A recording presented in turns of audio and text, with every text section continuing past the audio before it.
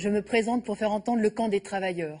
Nous, ouvriers, employés, techniciens, enseignants, cheminots, aides à domicile, femmes de ménage, fonctionnaires, caissières, nous faisons tourner toute la société.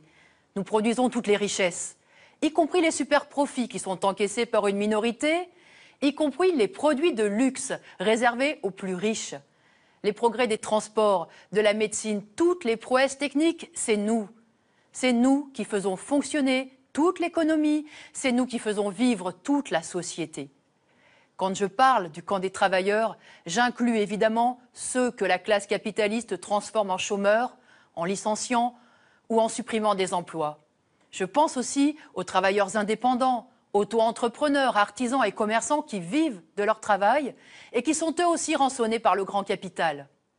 Il faut que nous imposions nos intérêts, nos emplois, nos salaires, nos retraites, nos conditions de travail et de vie contre les dividendes des actionnaires, contre les fortunes d'une minorité capitaliste, contre les parachutes dorés des PDG.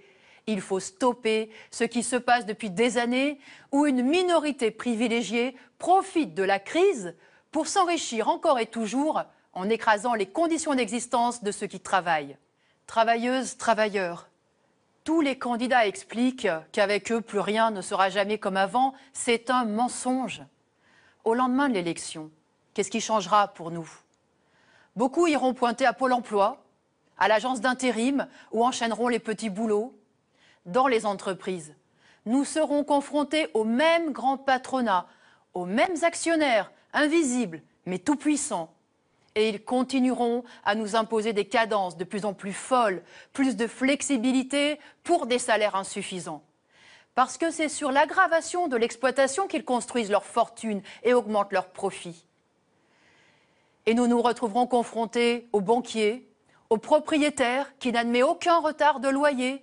Nous serons face au pouvoir de l'État qui sait dérouler le tapis rouge aux plus riches, mais qui se montre sans pitié pour les classes populaires. L'élection présidentielle ne changera pas notre vie, car elle ne changera pas notre condition d'exploiter. Quel que soit l'élu, il fera la politique dictée par la classe capitaliste. Les candidats susceptibles d'accéder à l'Élysée ont démontré tout au long de leur carrière leur appartenance et leur dévouement au monde bourgeois. Voter pour l'un d'eux, c'est voter contre notre camp. Rejetons ce jeu truqué.